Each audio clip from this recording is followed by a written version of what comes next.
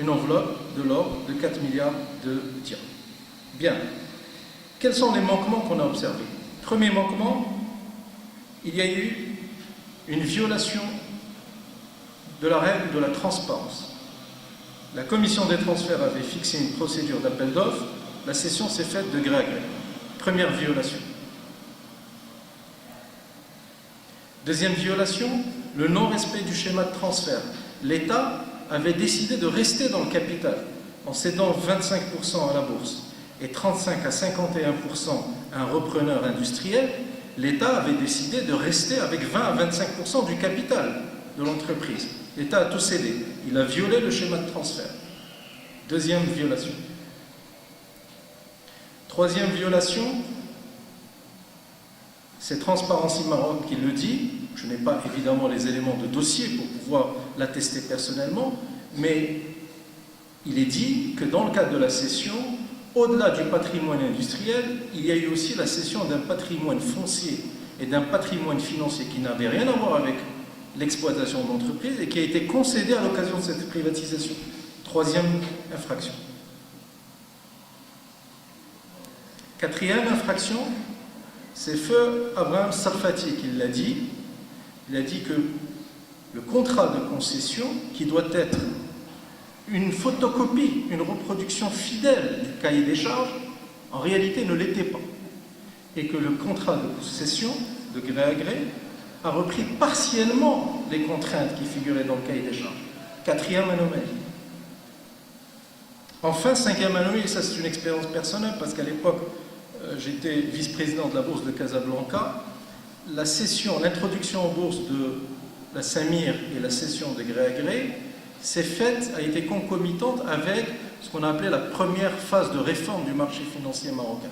Et à l'époque, on avait supprimé la cotation à la criée et on avait installé un système de cotation électronique en continu. Ça s'est fait en mars 97. Rappelez-vous, introduction en bourse de la Samir en mars 96, cession à la Moudi en mai 97.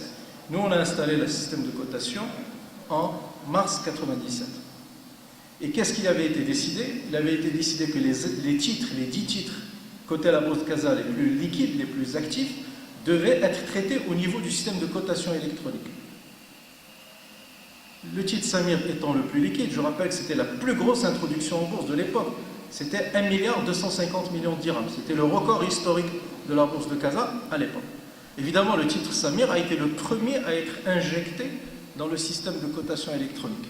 Manque de pot, le ministère étant en train de négocier, manque de pot, la cotation électronique, elle est mécanique, elle est informatique, on ne peut pas jouer sur les cours, on introduit les quantités à la vente, les quantités à la demande, et c'est l'algorithme qui fixe le cours. Le problème, c'est que l'algorithme a fixé des cours qui étaient à la baisse. Et ça n'arrangeait pas les intérêts du ministre. Dernière donc anomalie, intervention du ministère et du ministre, et ce titre-là a été de façon autoritaire, politique, administrative, retiré du système de la cotation électronique, et il a été maintenu pendant de nombreux mois en cotation administrée, le temps que la transaction se fasse. Donc voilà, historiquement, les éléments de dysfonctionnement, d'anomalie liés à l'échec de la politique de privatisation. Premier élément. Deuxième élément, échec de la régulation publique. Et je pense particulièrement à deux entités, le ministère de l'économie et des finances, le ministère de l'énergie et des mines.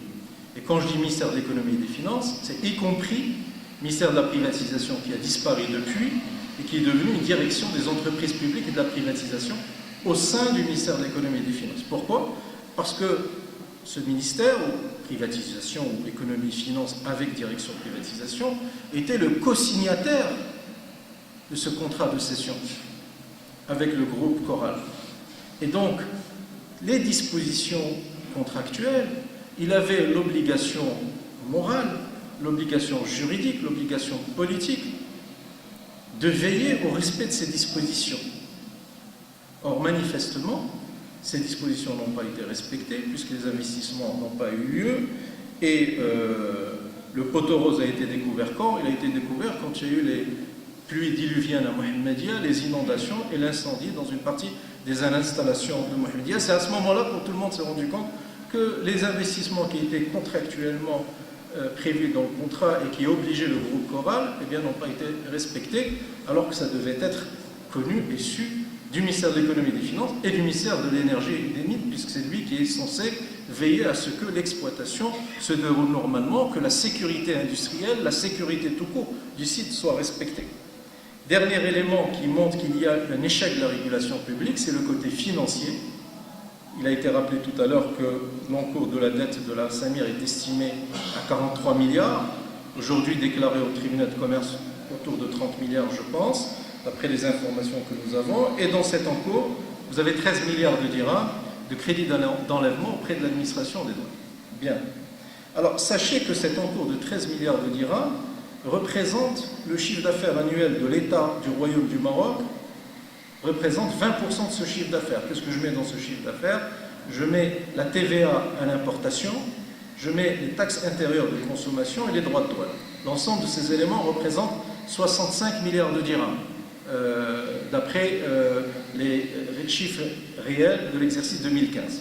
65 milliards. L'État recouvre annuellement 65 milliards. Alors imaginez, on va dire un client de l'État, un client qui concentre 13 milliards sur ces 65, c'est un encours de 20%. Dans n'importe quelle entreprise, dans n'importe quelle institution, une telle concentration de risque entraîne la faillite de l'État lui-même. Donc il y a une, comment dirais-je, concentration de risque sur un seul contribuable qui est exagérément élevé, pour ne pas dire lourdement coupable. Troisième échec, c'est l'échec de la gouvernance. Et quand je dis gouvernance, c'est évidemment, je ne pense pas à vous, je ne pense pas au cadre supérieur, je ne pense pas au manager de la Samir, je pense à l'actionnaire de la Samir et au principal top manager, le directeur général. D'abord, échec de la gouvernance au niveau du Cheikh Al-Amoudi. Pourquoi? Parce qu'on a privatisé à l'époque et on a confié un joyau de notre industrie, à l'époque, en 1997, à un petit groupe privé saoudien qui était naissant.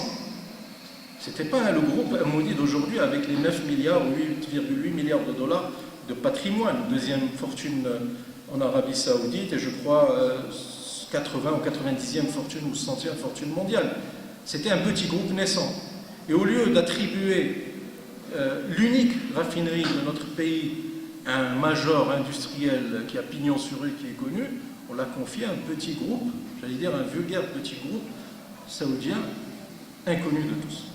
Je rajouterai aussi que la personne du Cheikh Amoudi est une personne qui a une réputation assez sulfureuse en Arabie Saoudite, en Éthiopie, avec des relations un peu douteuses avec certains milieux. Donc, bon, il y a une problématique qui s'est posée toujours par rapport au management d'Amoudi. Deuxième niveau de responsabilité et d'échec de gouvernance, c'est au niveau du directeur général Bahama.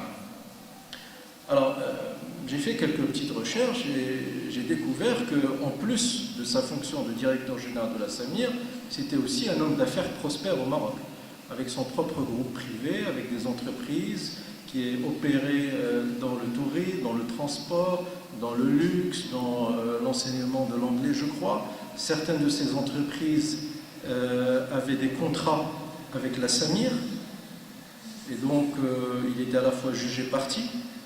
C'est plus que des problématiques d'éthique, là. C'est strictement interdit au niveau de la loi. Des problèmes de choix stratégiques, des erreurs de stratégie industrielle, des problématiques de financement de programmes d'investissement avec des crédits bancaires à court terme avec des fonds de roulement, c'est-à-dire condamner à terme l'entreprise à la cessation de paiement. Donc il y a un vrai problème à ce niveau-là et au niveau de la gouvernance par le DG de l'époque.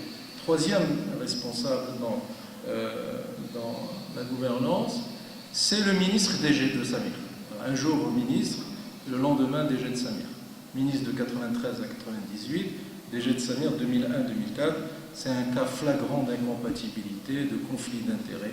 Je ne sais pas comment est-ce que le gouvernement a accepté d'avoir comme interlocuteur un ancien ministre qui lui-même avait défini le cahier des charges ou le contrat, je ne sais pas. Il y a un vrai problème et il y a une recherche de responsabilité à faire à ce niveau-là. Je rappelle aussi que non seulement le ministre était DG de Samir, mais il avait en même temps un cabinet de conseil qui prodiguait des conseils à la Samir et qui facturait des honoraires à la Samir. Donc ministre, DG et consultant en même temps. Qui dit mieux?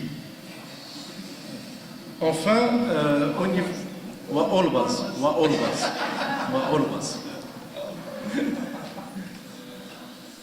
Dernier élément qui démontre qu'il y a un échec de la gouvernance, ce sont les commissaires aux comptes et les auditeurs qui sont restés muets, je dis bien muets, jusqu'en 2013. Et ils ont commencé à dire quelques petites choses au moment de la certification des comptes de 2013, j'en dirai quelques mots tout de suite. Quatrième source d'échec, c'est l'échec de la supervision financière. Alors là, tenez-vous bien. Ces éléments-là méritent d'être, à mon avis, mesurés dans leur importance. Il y a eu, en catimini, une opération de cession des actions de la Samir qui était portée par une structure juridique qui s'appelait Coral Morocco Gaz Oil en 2006. Dès qu'ils ont signé la convention avec l'État en 2004 et qu'ils l'ont commencé à la mettre en œuvre en 2006, concomitamment, une transaction. Les actions Samir sont détenues pas par le groupe Petroleum, la holding mère de l'Hamoudi, mais par une filiale qui s'appelle Coral Morocco Gaz Oil. Eh bien, cette filiale, elle avait à la fois des participations dans la Samir, mais aussi d'autres participations dans des raffineries qui étaient prospères, notamment dans les pays scandinaves et en Suède.